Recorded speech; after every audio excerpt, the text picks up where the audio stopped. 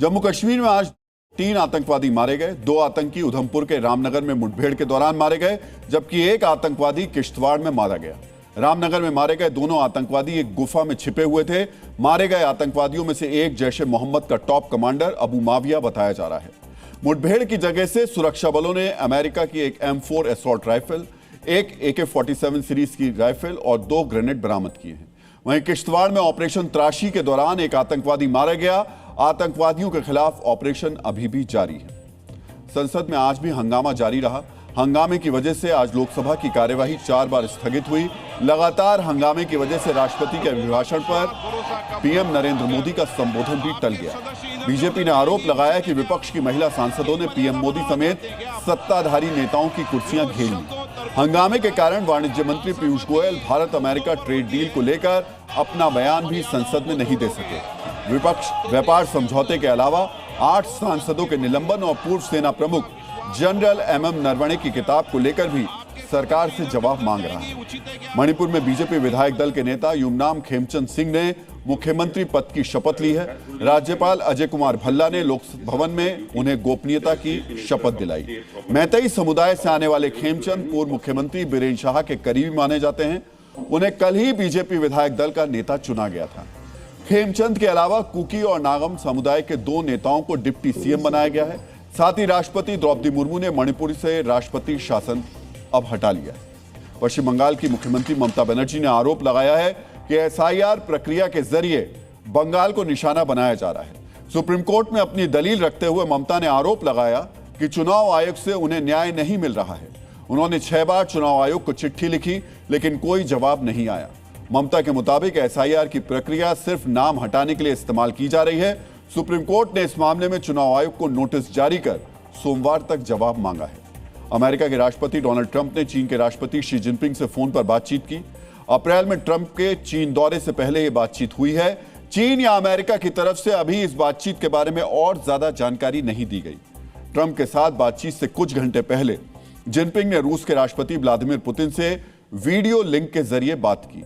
रूस की तरफ से कहा गया है कि पुतिन ने इस साल चीन आने के लिए जिनपिंग का न्योता स्वीकार कर लिया है। सोने चांदी में तेजी का सिलसिला आज भी जारी रहा।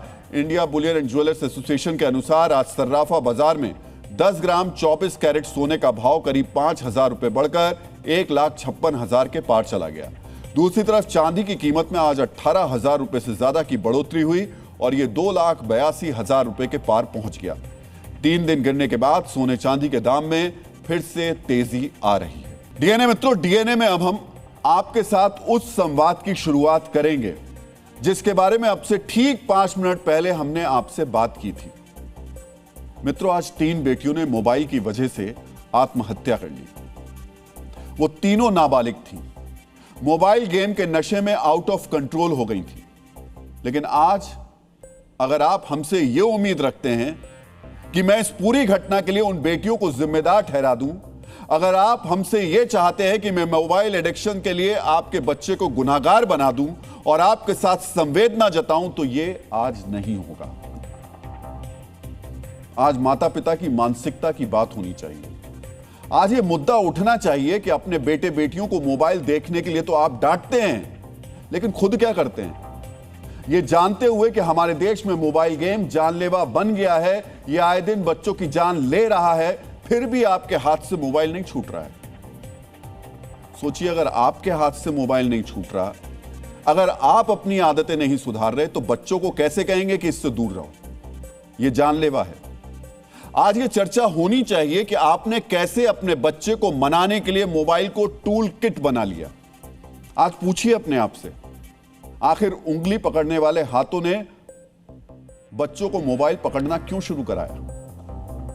हमारी बातें आज आपको बुरी लग सकती हैं, लेकिन गलत नहीं है। मित्रों, दिल्ली के गाजियाबाद में जिन बेटियों ने आत्महत्या की है, वो एक सामान्य परिवार की हैं। शुरुआती जांच में यह कहा जा रहा है कि तीनों बहनों ने मोबाइल और गेमिंग की लत की वजह से सुसाइड किया।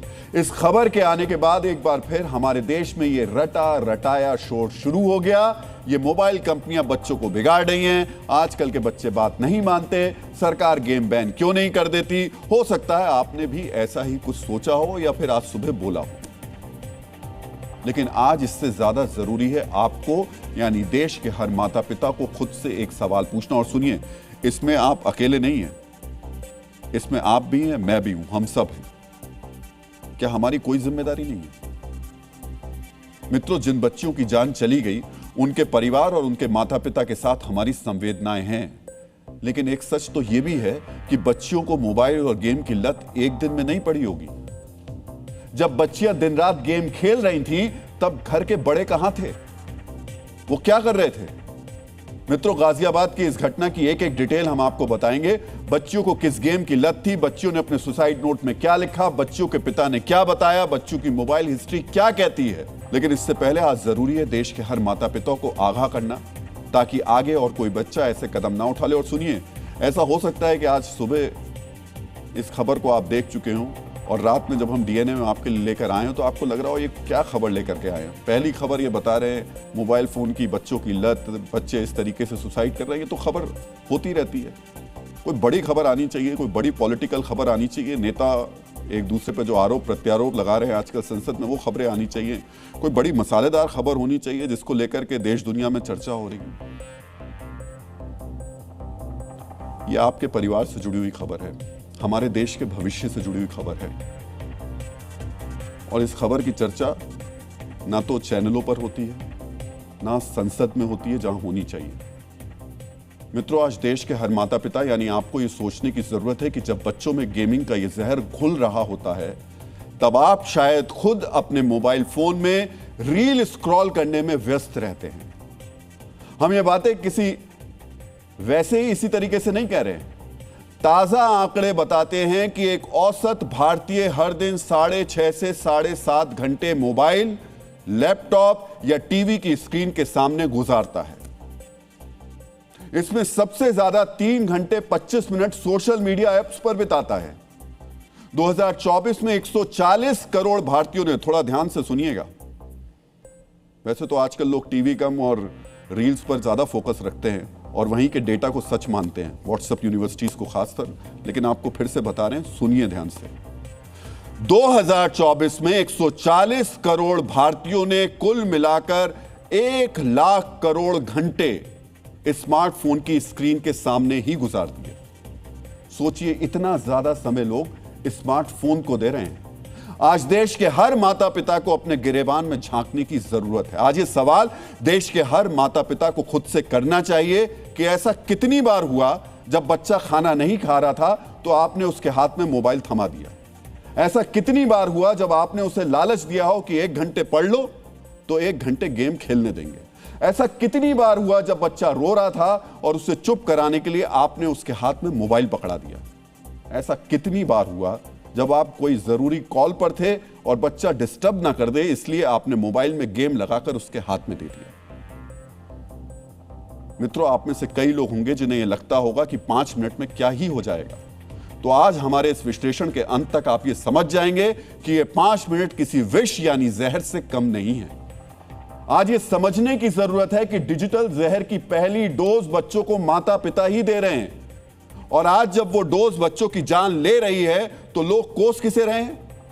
गेमिंग कंपनियों को, सरकार को और उन नादान बच्चों को।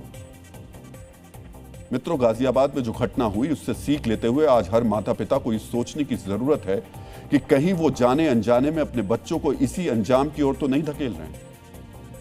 मित्रों, गाजियाबाद में 3 बेटियों ने अपनी जान कैसे ले ली, इन्होंने मौत को क्यों गले लगाया, अब आपको इस घटना की डिटेल्स में जानना चाहिए, ताकि आप समझ सके कि मोबाइल फोन और उसमें मौजूद गेम कैसे किसी बच्चे की सांसें छीन सकते हैं। बीती रात करीब 2 बजे जिन 3 बच्चियों ने अपने घर की बालकनी से कूदकर जान दे दी, उनकी उम्र 16 साल, 14 साल और 12 साल थी। बताया जा रहा है तीनों बच्चियों को मोबाइल फोन और कोरियन गेम की लत लगी थी। इतनी ज्यादा लत थी कि 3 से 4 साल से वो स्कूल तक नहीं जा रही थी।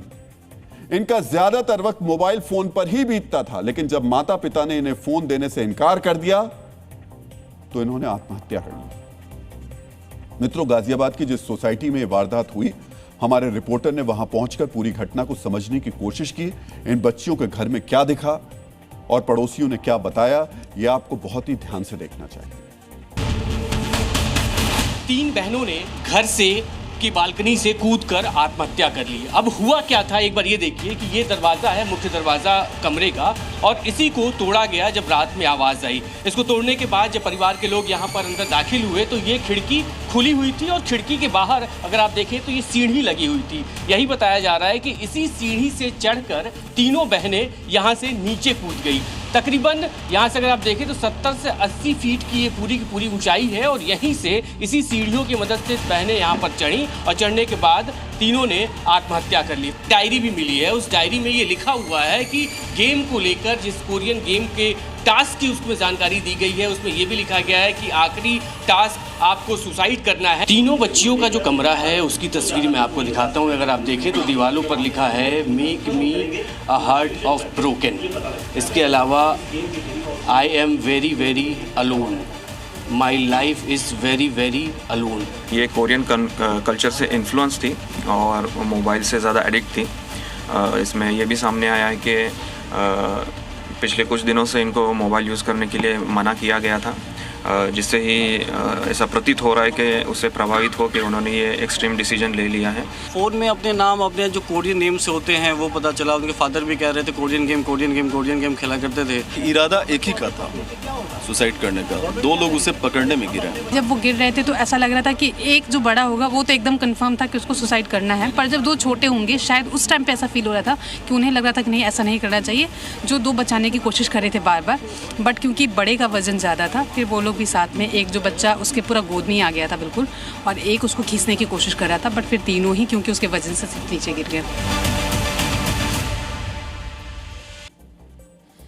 मित्रों, इन बच्चियों ने आत्महत्या करने से पहले जो सुसाइड नोट लिखा उसका एक पन्ना सामने आया है। इन बच्चियों ने लिखा, सच्ची कहानी, इस डायरी में जो कुछ भी लिखा है सब पढ़ लो। वो सब पढ़ लेना क्योंकि ये सब सच है। अभी पढ़ें, आई एम सॉरी, सॉरी पापा। मित्रों, जिन बच्चियों ने अभी दुनिया भी नहीं देखी थी, उन्होंने अपने मोबाइल फोन और उसमें मौजूद एक गेम को ही अपनी पूरी जिंदगी का परम सत्य मान लिया, और जब उनसे मोबाइल फोन छीन लिया गया तो उन्होंने इसे अपने जीवन का अंत समझ लिया, अपनी जान दे दी। इन बच्चियों ने कमरे की दीवारों पर जाते जाते कुछ लिखा। इन्होंने लिखा, मेरा दिल टूट गया, मैं बहुत अकेली पड़ गई हूं, मेरी जिंदगी बिल्कुल अकेली है। जिस वक्त इन 3 बच्चियों ने आत्महत्या की उस वक्त घर में 7 लोग मौजूद थे। यह सोचने वाली बात है, जिस घर में 7 लोग एक साथ रह रहे हों, वहां ये बच्चियां खुद को अकेला क्यों महसूस कर रही थी। फिर से सुनिए, घर में 7 लोगों के होते हुए 3 बेटियां मर गईं। मित्रों, सच्चाई यह है कि इन बच्चियों ने अपने मोबाइल फोन को, उसमें मौजूद गेम को ही अपना परिवार मान लिया था और अपने परिवार को पराया। गाजियाबाद की इस घटना को आज देश के हर माता पिता को खुद से जोड़कर देखने की जरूरत है। आज ये सवाल हर माता पिता को खुद से पूछने की जरूरत है कि कहीं उनके घर में यही स्थिति तो नहीं बन रही है। एक घर में होकर भी क्या आप लोग साथ साथ रह रहे हैं या फिर अकेले हो गए हैं? कहीं आपने मोबाइल को ही अपना असली परिवार तो नहीं बना लिया है? आज हम देश के हर माता पिता से एक और सवाल पूछना चाहते हैं। आखिरी बार अपने बच्चे के साथ आपने लंबा वक्त कब गुजारा? आखिरी बार मोबाइल फोन साइड में रखकर या टीवी ऑफ करके बच्चे के साथ घंटा 2 घंटा कब बिताया था? 2023 में साइबर मीडिया रिसर्च यानी CMR के आंकड़े के मुताबिक एक दिन में माता पिता अपने बच्चों के साथ औसतन 2 घंटे बिताते हैं। शहरों में तो यह समय करीब आधा है, लेकिन इस दौरान 75% माता पिता अपने मोबाइल का इस्तेमाल करते रहते हैं। इस घंटे 2 घंटे में भी खेलकूद और बातचीत से ज्यादा को व्यूइंग का कल्चर बना दिया गया, यानी बच्चों के साथ बैठकर मोबाइल या टीवी देखा जा रहा है, बातचीत कम हो रही है। आज छोटे बच्चों के माता पिता को यह याद करना चाहिए, जब आप खुद बच्चे थे तब बिना मोबाइल गेम्स के बचपन कैसे बीता।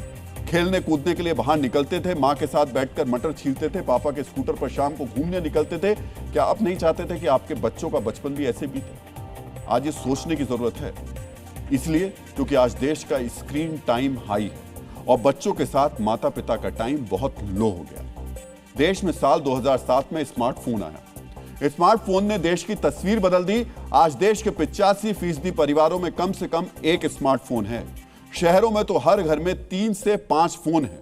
हर साल भारत में 1.5 करोड़ नए फोन खरीदे जाते हैं। इसके कई फायदे हैं, लेकिन स्मार्टफोन के आए गेम्स से जो नुकसान हो रहा है, आज हमें उस पर चर्चा करने की जरूरत है। माता पिता के साथ साथ आज उस गेमिंग इंडस्ट्री को कटघरे में खड़े करने की जरूरत है, क्योंकि गेमिंग कंपनियां अपनी जिम्मेदारी से पल्ला नहीं झाड़ सकती। ल्यूमिकाई और गूगल की साल 2024 की रिपोर्ट के मुताबिक भारत में 60 करोड़ से ज्यादा लोग गेम खेलते हैं, यानी हर 10 में से 4 लोग गेम खेलते हैं। हैरानी की बात यह है कि इसमें 40% से ज्यादा महिलाएं हैं। मित्रों, इससे बच्चों पर पड़ने वाले असर के बारे में अंदाजा लगाइए, क्योंकि माना जाता है बच्चे सबसे ज्यादा वक्त घर की महिलाओं के साथ ही बिताते हैं।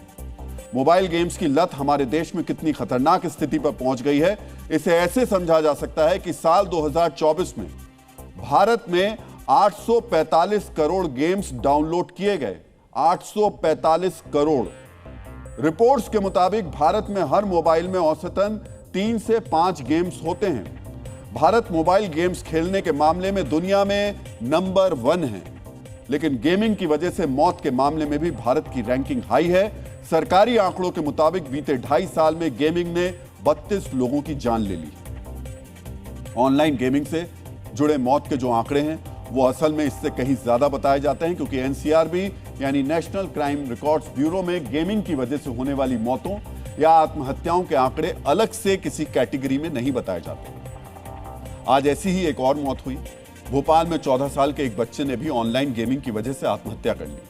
यहां आत्महत्या की वजह और ज्यादा चौंकाने वाली है। यहां ना तो बच्चे से मोबाइल छीना गया था, ना ही उसे गेम खेलने से रोका गया था, बल्कि यहां बच्चे ने इसलिए मौत को गले लगा लिया क्योंकि वो गेम के स्टेज में फंस गया था। इस स्टेज को ना पार करने की निराशा में बच्चे ने खुद को फांसी लगा ली। ये कैसी लत है? बच्चों की ये परेशानी, बच्चों का ये हाल माता पिता क्यों नहीं देख पा रहे हैं? आज सबसे बड़ा सवाल ये भी है मित्रों, आज ये समझने की भी जरूरत है, आखिर ये गेमिंग एप्स को आपको और आपके बच्चे को अपना आदी बना कैसे रहे। इसे समझने के लिए आपको गेमिंग कंपनियों का हुक चार्ट देखना चाहिए। इसमें 4 स्टेज होते हैं: ट्रिगर, एक्शन, रिवॉर्ड और इन्वेस्टमेंट। पहला स्टेज है ट्रिगर। इसमें नोटिफिकेशन भेजा जाता है जैसे आपका दोस्त आगे निकल गया है। इसके बाद आता है एक्शन, जिसमें आपसे गेम खेलकर स्टेज पार करने की कोशिश करते हैं। तीसरा स्टेज है रिवॉर्ड। आप कभी जीतते हैं, कभी हारते हैं। यह अनिश्चितता दिमाग में डोपामाइन रिलीज करती है। यह वही केमिकल है जो ड्रग्स लेने पर निकलता है। यही डोपामाइन आपको बार बार गेम खेलने पर मजबूर करता है। सोचिए, जो ड्रग्स का नशा होता है, डोपामाइन जो ड्रग्स की वजह से आपके दिमाग में बनता है, वो इस गेम की वजह से भी बन जाता है और फिर दिमाग को मानो इसकी लत लग जाती है। और इस हुक चार्ट का आखिरी स्टेज होता है इन्वेस्टमेंट। आप किसी गेम को अपना इतना समय और कभी कभी पैसा लगा चुके होते हैं कि गेम छोड़ना मुश्किल हो जाता है, और अगर जबरन इसकी लत छुड़वाने की कोशिश की जाए तो बड़े डिप्रेशन का शिकार हो जाता है और बच्चे आत्महत्या जैसा कदम उठाने लगते हैं। मित्रों, एक तरफ ऑनलाइन गेम्स भारत में वायरस की तरह फैल रहे हैं, वहीं दूसरी तरफ गेमिंग कंपनियां अपनी जेबें भर रही हैं। भारत में ऑनलाइन गेमिंग का बाजार करीब 31,000 करोड़ का है। 2029 तक बढ़कर 75,000 करोड़ का होने का अनुमान है। गेमिंग का बाजार बढ़ने से भारत सरकार को भी फायदा है। गेमिंग पर 28% जीएसटी लागू है। वित्त मंत्रालय के आंकड़ों के मुताबिक 1 अक्टूबर 2023 को 28% जीएसटी लागू होने के बाद मात्र 6 महीने में ऑनलाइन गेमिंग से राजस्व 412% बढ़कर लगभग 6,909 करोड़ रुपए हो गया था। मित्रों, यहां सवाल तो यह भी उठता है कि ऑनलाइन गेमिंग से कमाई के साथ साथ क्या सरकार को इसे रेगुलेट करने की जरूरत नहीं है? जिन गेम्स की वजह से बच्चे मौत को गले लगा रहे हैं, उन्हें बैन क्यों नहीं किया जा रहा? बैन तो छोड़िए, इन पर संसद में चर्चा क्यों नहीं की जा रही? आज जब देश की संसद में भोपाल और गाजियाबाद में बच्चों की आत्महत्या पर माननीयों को बात करनी चाहिए थी, तब पक्ष विपक्ष के सांसद एक दूसरे पर आरोप प्रत्यारोप ही लगाते रह गए। जहां बच्चों की मौत पर चर्चा होनी चाहिए थी, वहां हंगामे की वजह से संसद को बार बार स्थगित करना पड़ा। मित्रों, बच्चों में फैलते गेम्स के वायरस को रोकने की जितनी जिम्मेदारी माता पिता की है, उतनी सरकार की भी होनी चाहिए। मित्रों, भारत सरकार ने कई गेम्स को बैन तो किया है, लेकिन जितनी तेजी से बैन किया जाता है, उससे दोगुनी तेजी से नए गेम्स लॉन्च हो जाते हैं। ऐसे में नई पॉलिसी लाने की जरूरत है, कुछ वैसी पॉलिसी जो चीन और दक्षिण कोरिया में है। चीन में गेमिंग को लेकर सख्त कानून है। 18 साल से कम उम्र के बच्चे हफ्ते में सिर्फ 3 घंटे गेम खेल सकते हैं। शुक्रवार, शनिवार, रविवार को सिर्फ 1 घंटा ही गेम खेल सकते हैं। दक्षिण कोरिया में तो पहले शटडाउन लॉ था, जहां 16 साल से कम उम्र के बच्चे रात 12 बजे के बाद गेम नहीं खेल सकते थे, जिसे अब माता पिता के कंट्रोल में बदल दिया गया है। यानी अगर माता पिता चाहें तभी रात 12 बजे के बाद बच्चे गेम खेल सकते हैं। चीन और दक्षिण कोरिया में ये कड़े नियम क्यों लागू किए गए? ताकि बच्चे अपने परिवार के साथ समय गुजार सकें, माता पिता से बात कर सकें, वर्चुअल वर्ल्ड में नहीं बल्कि रियल वर्ल्ड में रहें। क्योंकि वर्चुअल वर्ल्ड आपको कैसे मौत के मुंह में धकेल देता है। गाजियाबाद की घटना इसका एक जीता जागता उदाहरण है। यह तस्वीर गाजियाबाद में सुसाइड करने वाले बच्चों के फोन से मिली है। यह आर्टिफिशियल इंटेलिजेंस से बच्चों के चैट की तस्वीर है। अब इस खबर को भी बहुत ध्यान से सुनिएगा। बच्चों ने आर्टिफिशियल इंटेलिजेंस से गेम में मिलने वाले टास्क के बारे में पूछा था। जवाब में आर्टिफिशियल इंटेलिजेंस ने बताया कि गेम का आखिरी टास्क सुसाइड यानी खुदकुशी है। ये बच्चियां वर्चुअल दुनिया को इस कदर रियल मान बैठी थी कि माता पिता को छोड़कर सवाल जवाब भी एआई से कर रही थी और जवाब में उन्हें सुसाइड का टास्क बता दिया गया। आर्टिफिशियल इंटेलिजेंस से जुड़ा यह खतरा पहली बार सामने नहीं आया है। आज इस खतरे को भी देश के हर माता पिता को समझने की जरूरत है। 2023 में अमेरिका के कोलोराडो में एक ऐसा ही मामला सामने आया था। सिर्फ 13 साल की जूलियाना ने एक एआई चैटबॉट से सवाल पूछा। सवाल के जवाब में चैटबॉट ने जूलियाना को सुसाइड करने का सुझाव दे दिया, जिसके बाद इस छोटी सी बच्ची ने अपनी जिंदगी खत्म कर ली। इसी तरह 2024 में सेविल नाम के 14 साल के बच्चे ने एआई से एक मशहूर वेब सीरीज के किरदार से जुड़ी जानकारी मांगी थी। एआई ने बच्चे को बताया कि आपका फेवरेट कैरेक्टर कितने अलग अलग तरीकों से सुसाइड कर सकता है। इसकी जानकारी से प्रभावित होकर सेवल ने आत्महत्या कर ली। मित्रों, जिस तरह नशा इंसान को अपने चंगुल में जकड़ लेता है, कुछ इसी तरह आज आर्टिफिशियल इंटेलिजेंस ने बच्चों और नौजवानों को मानो पिंजरे में कैद कर लिया। अगर आज आप मिड लाइफ यानी 40 या उससे ज्यादा की उम्र के हैं, तो आपको वो दौर याद होगा जब खाली समय में आप बैठकर डीप थिंकिंग यानी गहरा चिंतन करते थे, अपने परिवार और जीवन के बारे में सोचते थे। लेकिन क्या आज आप ऐसा करते हैं?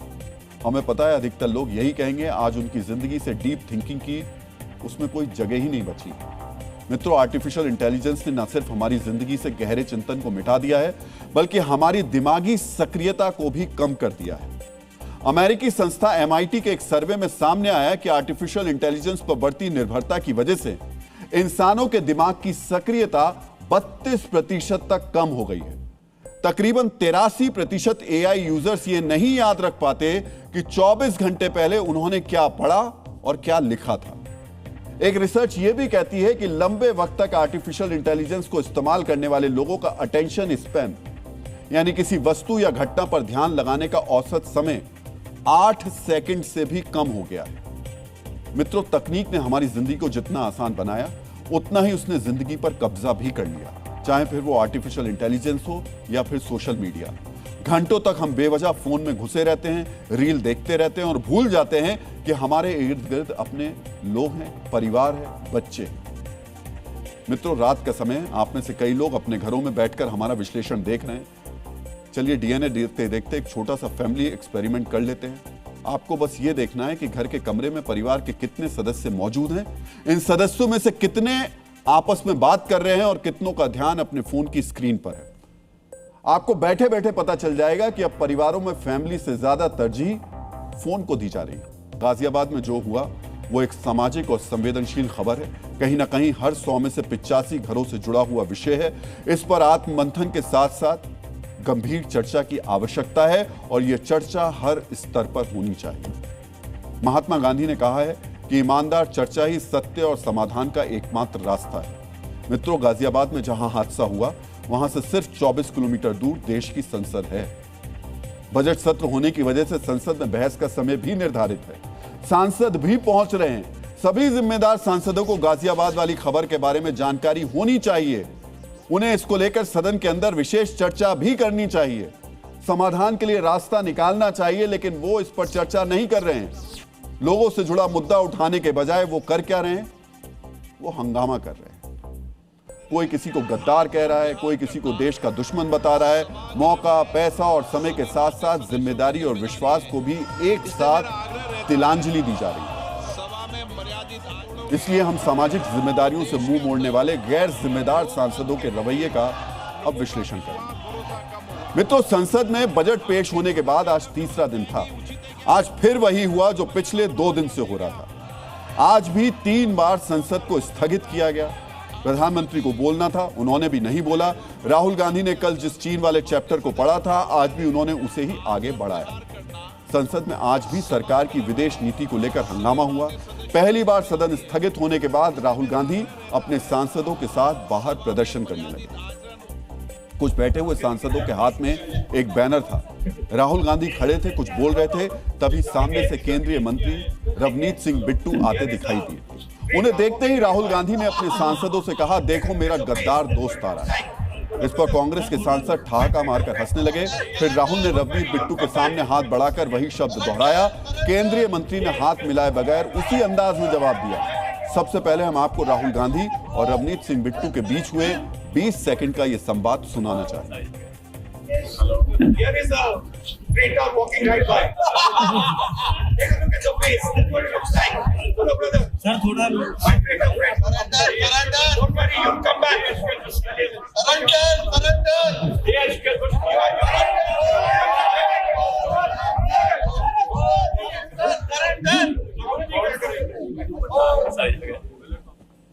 मित्रों, सुना आपने। रवनीत सिंह बिट्टू 15 साल तक कांग्रेस में रहे, 3 बार कांग्रेस के सांसद बने। उनके दादा बेअंत सिंह करीब 30 साल तक कांग्रेस में रहे, पंजाब के मुख्यमंत्री भी रहे। रवनीत के परिवार की 3 पीढ़ियां 5 दशक तक कांग्रेसी रही। कभी राहुल गांधी के करीबी माने जाने वाले रवनीत सिंह बिट्टू 2024 में बीजेपी में शामिल हो गए, केंद्र में मंत्री भी बनाए गए। तभी से राहुल गांधी के साथ उनकी तलखी है। हो सकता है कि कांग्रेस छोड़ने के कारण राहुल ने उन पर तंज किया हो, लेकिन क्या नेता प्रतिपक्ष को ऐसी भाषा बोलनी चाहिए या किसी को भी ऐसे शब्द कहने चाहिए? बीजेपी इसको लेकर बहुत आक्रामक है। वो इसे सिख समुदाय के अपमान से कैसे जोड़ रही है, अब वो सुनिए। मेरे से आगे मारपीट तक बढ़ना चाह रहे थे, उनको वेणुगोपाल ने रोका, आप देखो वीडियो में। उसके बाद सुखी रंधावा है, उन्होंने कंधों पे उसके हाथ रख के रोका। उन्होंने कहा मेरे से किसी की हिम्मत कैसे हो गई? भाई मेरे सिर पे पगड़ी है गुरु की, हम पंजाब के हैं। सिख मंत्री के खिलाफ जिस तरह की शब्दावली का इस्तेमाल किया, वो एक सिख सरदार को गद्दार कहना, इसकी मैं कड़े शब्दों में निंदा करता हूं। बड़ा शर्मसार करने वाला है। सिखों के प्रति इस तरह के अपशब्द बोलना, ये बताता है कि कांग्रेस की आज भी मानसिकता में बदलाव नहीं आया। अगर कोई गद्दार है तो वो गांधी परिवार है।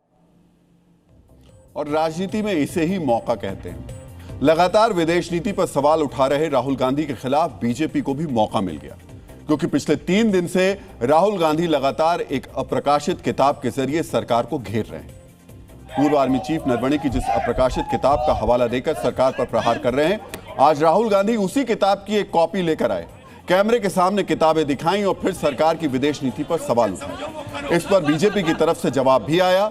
चीन प्रकरण पर विवादों के नए संस्करण में किसने क्या बोला, अब आपको वो सुनना चाहिए। नरवणे जी की किताब है, इसमें उन्होंने पूरा अकाउंट लिखा है। स्टैंडिंग ऑर्डर था टॉप का कि अगर चाइनीज फोर्सेस अंदर आएंगी तो उनपे बिना हमारे पूछे फायर नहीं करना है। नरवणे जी और हमारी जो आर्मी थी, जो सेना थी, वो उन टैंक्स पर फायर करना चाहती थी क्योंकि वो टैंक्स हमारी टेरिटरी में आ गई थी।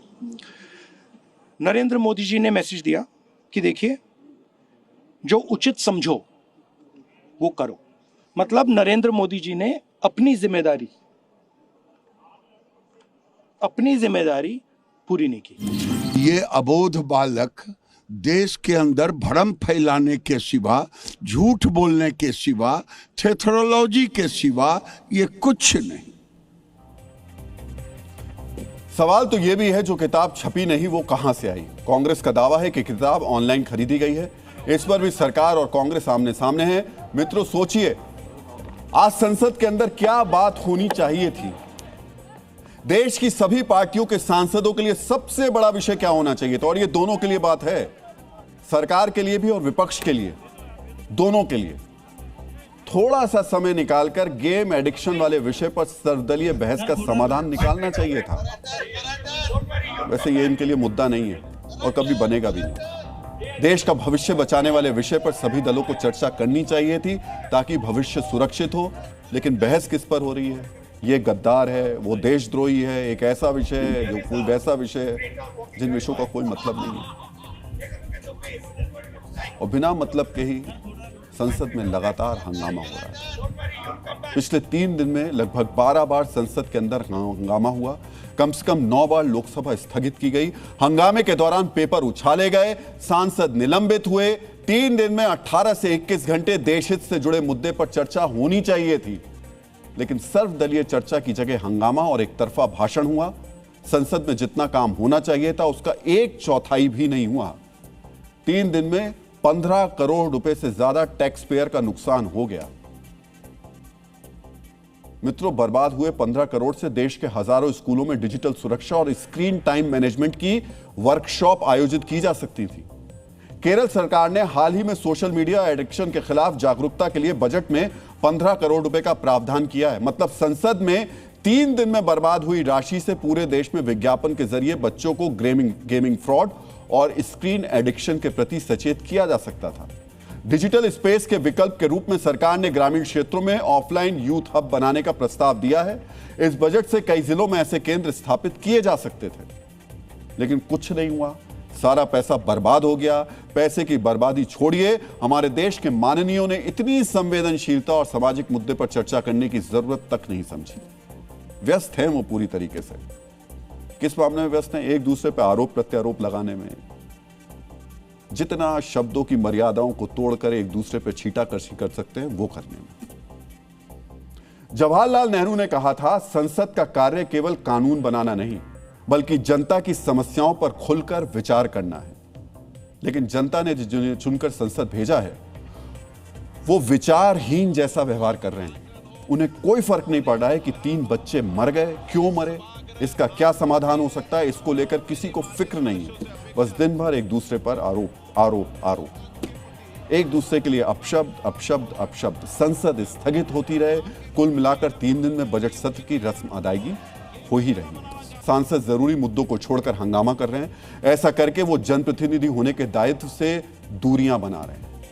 मित्रों, वहीं आज संवैधानिक इतिहास में पहली बार एक मुख्यमंत्री ने एक मुद्दे को जनहित से जुड़ा बताकर सुप्रीम कोर्ट में अपना पक्ष रखा। ये मुख्यमंत्री हैं पश्चिम बंगाल की सीएम ममता बनर्जी। मुद्दा था स्पेशल इंटेंसिव रिवीजन यानी SIR। ममता बनर्जी ने SIR को जनता से जुड़ा मुद्दा बताते हुए सुप्रीम कोर्ट में पक्ष रखा। अब हम इसी संवैधानिक घटना का विश्लेषण करेंगे। SIR के खिलाफ ममता बनर्जी की याचिका पर आज सुप्रीम कोर्ट में चीफ जस्टिस की बेंच में सुनवाई होनी थी। आज कोर्ट में क्या क्या हुआ इसे शुरू से समझ लेते हैं। सुनवाई के लिए ममता बनर्जी सुबह 10:10 पर सुप्रीम कोर्ट पहुंच गई। सुबह 10:15 पर वो चीफ जस्टिस की कोर्ट में पहुंची और विजिटिंग गैलरी में सबसे पीछे की सीट पर जाकर बैठ गई। कोर्ट में याचिकाकर्ताओं के बैठने की जगह सुनिश्चित होती है, उसे विजिटिंग गैलरी कहते हैं।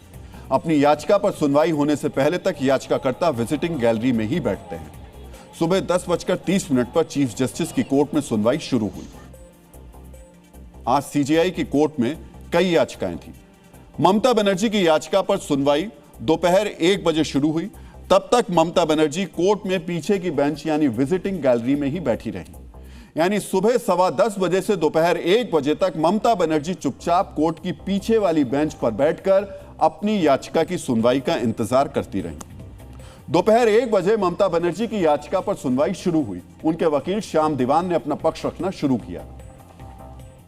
याचिका पर सुनवाई शुरू होते ही ममता बनर्जी पीछे वाली बेंच से उठकर आगे आ गई। कोर्ट में याचिकाकर्ताओं के लिए आगे वाली बेंच पर वकील के साथ बैठने की व्यवस्था होती है। जब उनके वकील श्याम दीवान अपना पक्ष रख रहे थे तभी ममता बनर्जी खड़ी हुई। यह तस्वीर हम आपको बिग वॉल पर अब दिखा देते हैं। जब उनके वकील श्याम दीवान बोल रहे थे, अपना पक्ष रख रहे थे, तभी ममता बनर्जी जो उनके पास में बैठी हुई थी खड़ी हो गई। उन्होंने हाथ जोड़े हुए हैं। इस तस्वीर में आप देख सकते हैं जिन ममता बनर्जी को हमने हमेशा तनी हुई मुट्ठी और रौद्र रूप में देखा है, सुप्रीम कोर्ट में आज वो हाथ जोड़कर विनम्रता के साथ खड़ी थी। चीफ जस्टिस की कोर्ट में ममता का अंदाज विनम्र और सविनय वाला था। हाथ जोड़कर ममता बनर्जी ने चीफ जस्टिस की बेंच से कहा कि मैंने कानून की पढ़ाई की है, मैं सुप्रीम कोर्ट की कार्य पद्धति से परिचित हूं, मैंने याचिका दायर की है, मैं अपनी ओर से कुछ चीजें साफ करना चाहती हूं। मुद्दा पश्चिम बंगाल से जुड़ा है, मैं उसी राज्य से आती हूं, मुझे भी अपना पक्ष रखने का मौका दिया जाए। इस पर चीफ जस्टिस ने हल्के अंदाज में कहा, इसमें कोई शक नहीं कि आप इसी राज्य से हैं। मित्रों, यहां एक कानूनी पक्ष सरल तरीके से समझते हैं। कोर्ट में वकील याचिकाकर्ताओं का पक्ष रखते हैं, फिर ममता बनर्जी ने अपना पक्ष रखने की इजाजत क्यों मांगी? क्या ममता वकील है? अब गौर से सुनिएगा। Mamata Banerjee LLB degree holder हैं, लेकिन उन्होंने किसी स्टेट बार काउंसिल में रजिस्ट्रेशन नहीं कराया है, ऑल इंडिया बार एग्जामिनेशन भी पास नहीं किया है, ना ही बार काउंसिल ऑफ इंडिया से सर्टिफिकेट ऑफ प्रैक्टिस लिया है। कोर्ट में बतौर वकील पेश होने के लिए यह सब जरूरी है। ममता जी के पास LLB की डिग्री तो है, लेकिन उससे आगे की प्रक्रिया उन्होंने पूरी नहीं की, इसीलिए उन्हें प्रैक्टिसिंग एडवोकेट नहीं माना जाएगा। कानूनी भाषा में कहें तो ममता बनर्जी लॉ ग्रेजुएट हैं, लेकिन एडवोकेट नहीं है। फिर ममता ने सुप्रीम कोर्ट में अपना पक्ष रखने की इजाजत क्यों मांगी? ममता जी ने कोर्ट में बहस करने की अनुमति मांगने के लिए एक अंतरिम आवेदन दायर किया था। यह कानूनी प्रावधान है, कोई भी व्यक्ति कोर्ट में स्वयं अपना पक्ष रखने के लिए याचिका दायर कर सकता है। आवेदन में उन्होंने कहा था, आर्टिकल 32 रिट में याचिकाकर्ता होने के नाते वो मामले से पूरी तरह वाकिफ हैं, इसलिए उन्हें पक्ष रखने का मौका दिया जाए। डीएनए मित्रों, दोपहर 1:16 पर ममता बनर्जी ने चीफ जस्टिस की कोर्ट में अपना बात रखनी शुरू की। बेहद विनम्रता के साथ हाथ जोड़कर उन्होंने अपना पक्ष रखना शुरू किया। सबसे पहले उन्होंने कहा, मैं आपकी उदारता के लिए आभारी हूं, मैं चीफ जस्टिस बागची और जस्टिस पंचोली की आभारी हूं। दोपहर 1:36 तक ममता बनर्जी ने अपना पक्ष रखा। इस 20 मिनट के दौरान कई बार चुनाव आयोग के वकील ने टोका। इस पर ममता जी ने हाथ जोड़कर कहा, मुझे बोलने दिया जाए। 20 मिनट में ममता बनर्जी ने SIR के विरोध में कहा कि चुनाव से पहले 2 महीने में ऐसा कुछ करने की कोशिश की जा रही है जो 2 साल में होना था। पश्चिम बंगाल में आधार कार्ड को मान्यता नहीं दी जा रही, दूसरे राज्यों में जो दस्तावेज मान्य हैं उन्हें हमारे यहां नहीं माना जा रहा। जल्दबाजी क्यों हो रही है? 100 से ज्यादा लोगों की जान चली गई है, BLO की जान जा रही है, पश्चिम बंगाल को निशाना बनाया जा रहा है। माइक्रो ऑब्जर्वर नियुक्त किए गए हैं जो BLO के अधिकारों को दरकिनार करते हुए नाम हटा रहे हैं। बेटी शादी के बाद पति का सरनेम इस्तेमाल कर रही है तो इसे भी मिसमैच बताकर नाम डिलीट किया जा रहा है। ममता बनर्जी के बाद चुनाव आयोग के वकील ने कोर्ट में अपना पक्ष रखा। सुनवाई के बाद कोर्ट ने चुनाव आयोग को नोटिस जारी किया और अगले सोमवार यानी 9 फरवरी तक जवाब मांगा है। इस तरह एक आम सुनवाई खास बन गई और आज का दिन कानूनी इतिहास में विशेष दिन के तौर पर दर्ज हुआ। मौजूदा सीएम ने कोर्ट में अपना पक्ष रखा। सिर्फ इतना ही नहीं, कोर्ट में ममता जी का जो विनम्र अंदाज दिखा वो उनके चर्चित छवि से बेहद अलग है। हाथ जोड़े ममता बनर्जी की यह तस्वीर SIR के खिलाफ कानूनी लड़ाई का एक अहम दस्तावेज बन गई। साथ ही ममता बनर्जी ने यह संदेश भी दे दिया कि वह SIR के खिलाफ सड़क से सुप्रीम कोर्ट तक लड़ाई लड़ रही है। यहां एक छोटी सी जानकारी हम जरूर शेयर करेंगे कि पश्चिम बंगाल में अप्रैल या मई के महीने में विधानसभा चुनाव भी होंगे। ममता बनर्जी SIR के खिलाफ सड़क से सुप्रीम कोर्ट तक लड़ाई लड़ रही हैं। वो इस मुद्दे पर शांति नहीं चाहती, लेकिन चंद दिन पहले तक हाथ में पिस्तौल लिए घूम रहे अमेरिकी राष्ट्रपति ट्रंप अब शांति चाहते हैं। लगता है ट्रंप ने अपनी पिस्तौल अब अपनी जेब में रख ली है। हां, यह जरूर है कि ट्रंप अब भी दुश्मनों को अपनी पिस्तौल की मारक क्षमता दिखाने से चूक नहीं रहे हैं। अब हम ट्रंप की इसी युद्ध और शांति वाली नीति का विश्लेषण करेंगे। मित्रों, अमेरिका और ईरान के बीच बातचीत की मेज सजाई जा रही है। तुर्की में बातचीत का प्रस्ताव है। इस बातचीत में आ रहे व्यवधान की चर्चा हम विस्तार से करेंगे, लेकिन पहले चर्चा करते हैं बातचीत से पहले शक्ति प्रदर्शन की।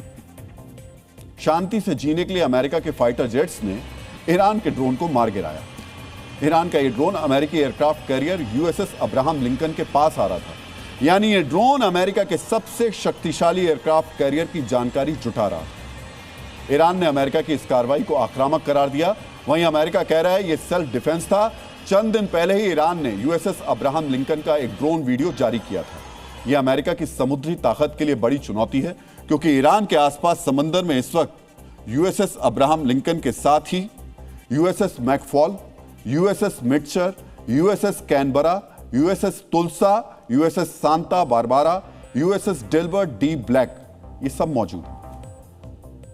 अगर ईरान पर अटैक की नौबत आई तो अपने विध्वंसक वॉरशिप्स के जरिए अमेरिका सिर्फ 3 दिन में अमेरिका के कमांड और कंट्रोल, ईरान के कमांड और कंट्रोल, एयर डिफेंस और प्रमुख सैन्य ठिकानों को तबाह कर सकता है। ये जो युद्धपोत चारों तरफ खड़े हैं, यह तैनाती ईरान के खिलाफ अमेरिका का चक्रव्यूह है। सोचिए, ईरान अपने ड्रोन से अमेरिका के इस चक्रव्यूह को भी भेद रहा है। यूएसएस अब्राहम लिंकन तक ईरान के ड्रोन का पहुंचना अमेरिका के लिए इसलिए भी खतरनाक है क्योंकि कहा जा रहा था कि ईरान के नजदीक पहुंचने के बाद एयरक्राफ्ट कैरियर घोस्ट मोड में चला गया। वॉरशिप कैरियर के ऑटोमेटिक आइडेंटिफिकेशन सिस्टम ट्रांसपॉन्डर्स को ऑफ कर दिया गया, रडार और रेडियो एमिनेशन को बंद कर दिया गया। इससे यूएसएस अब्राहम लिंकन करीब करीब अदृश्य हो गया। अब सोचिए, अदृश्य हो चुके एयरक्राफ्ट कैरियर के पास ईरान ने अपना ड्रोन भेज दिया। सवाल यह है कि अदृश्य हो चुके एयरक्राफ्ट कैरियर की सटीक लोकेशन, पिन पॉइंटेड जानकारी ईरान को कहां से मिली? क्या ईरान के सैटेलाइट्स, रडार इतने ताकतवर हैं कि उन्होंने घोस्ट मोड में जा चुके यूएसएस अब्राहम लिंकन की लोकेशन पता कर ली, या इसके पीछे कोई और है? इसका जवाब है चीन। ईरान के करीब समंदर में जहां यूएसएस अब्राहम लिंकन मौजूद है, वहीं आसपास चीन का समुद्री जहाज दयांग याहू भी तैनात है। दयांग याहू, चीन दयांग याहू को रिसर्च से जुड़ा शिप बताता है, लेकिन असल में यह समंदर में चीन की आंख है। चीन का यह जासूसी जहाज है। एडवांस सीबेड मैपिंग से लैस यह समंदर के अंदर सैकड़ों किलोमीटर तक रियल टाइम जानकारी जुटाता है। समंदर के अंदर की जानकारी जुटाने के लिए इसमें remotely operated under water vehicles मौजूद हैं, यानी शिप में बैठा क्रू दूर से ही दूसरे शिप की गतिविधियों की जानकारी जुटा सकता है। इसका सोनार सिस्टम सबमरीन को पहचानने, पानी के नीचे कम्युनिकेशन को इंटरसेप्ट करने और मिसाइल टेस्ट को ट्रैक करने में सक्षम है। चीन का इतिहास ऐसा ही रहा है।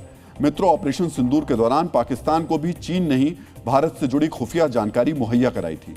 जिनपिंग ईरान को हथियार की सप्लाई कर चुके हैं, इसलिए चीन पर शक है। हालांकि अमेरिका ने ईरान के ड्रोन को मारकर खतरा टाल दिया है।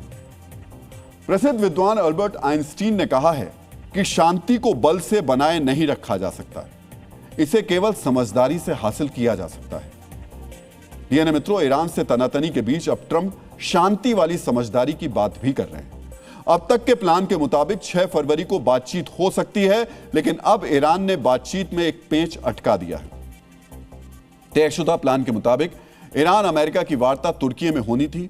अमेरिका की तरफ से बातचीत में ट्रंप के विशेष दूत स्टीव विटकॉफ और ट्रंप के दामाद जेरेड कुशवर के शामिल होने की संभावना थी। वहीं ईरान के प्रतिनिधिमंडल का नेतृत्व विदेश मंत्री अब्बास अराक्ची करने वाले थे। लेकिन बातचीत शुरू होने से पहले ईरान ने नई शर्त रख दी है। ईरान चाहता है कि बातचीत तुर्की में ना होकर ओमान में हो, क्योंकि तुर्की अमेरिका का सहयोगी है। वहीं ओमान को ईरान न्यूट्रल देश मानता है। ईरान चाहता है कि मीटिंग में सिर्फ अमेरिका की मौजूदगी रहे। वहीं अमेरिका की तरफ से मीटिंग में सऊदी अरब, कतर, मिस्र को शामिल करने की भी चर्चा है। ईरान सिर्फ परमाणु हथियार के मुद्दे पर बात करना चाहता है। वहीं अमेरिका की तरफ से एजेंडे में मिसाइल प्रोग्राम और हिजबुल्ला, हमास जैसे प्रॉक्सी ग्रुप्स को ईरान से मिलने वाली मदद को भी शामिल करने पर जोर दिया जा रहा है। 2025 में ओमान में अमेरिका और ईरान के बीच एक राउंड की बातचीत हुई थी, इसलिए भी ईरान तुर्की के बजाय ओमान में बातचीत करना चाहता है। आखिरी वक्त में ईरान की शर्त ने बातचीत को लेकर संशय वाला माहौल बना दिया। डीएनए मित्रों, राष्ट्रपिता महात्मा गांधी ने कहा है कि शांति का कोई रास्ता नहीं है, शांति ही रास्ता है। अच्छी बात यह है कि अमेरिकी राष्ट्रपति ट्रंप को भी शायद यह समझ आ रहा है, या हो यह सकता है कि जब ताकत से बात बनती नजर नहीं आ रही है तो ट्रंप कूटनीति के रास्ते अब अपनी बात मनवाने की कोशिश कर रहे हैं। एक तरफ अमेरिका ईरान से बातचीत की तैयारी कर रहा है, तो दूसरी तरफ ट्रंप के टॉप 5 दुश्मनों में शुमार कोलंबिया के राष्ट्रपति गुस्तावो पेट्रो अचानक व्हाइट हाउस में दिखाई दिए। गुस्तावो पेट्रो व्हाइट हाउस पर पहुंचे। तस्वीरों में आज देख रहे हैं वो ट्रंप के पास बैठे हुए हैं। उन्होंने बाकायदा एक सूट पहना, नारंगी वर्दी नहीं पहनी। हुआ यह कि ड्रग्स तस्करी को लेकर कोलंबिया को धमकाने वाले ट्रंप ने प्रेसिडेंट गुस्तावो पेट्रो को व्हाइट हाउस बुलाया, उनसे मुलाकात की। ट्रंप ने गुस्तावो पेट्रो के साथ फोटो खिंचवाई और एक संदेश लिखा।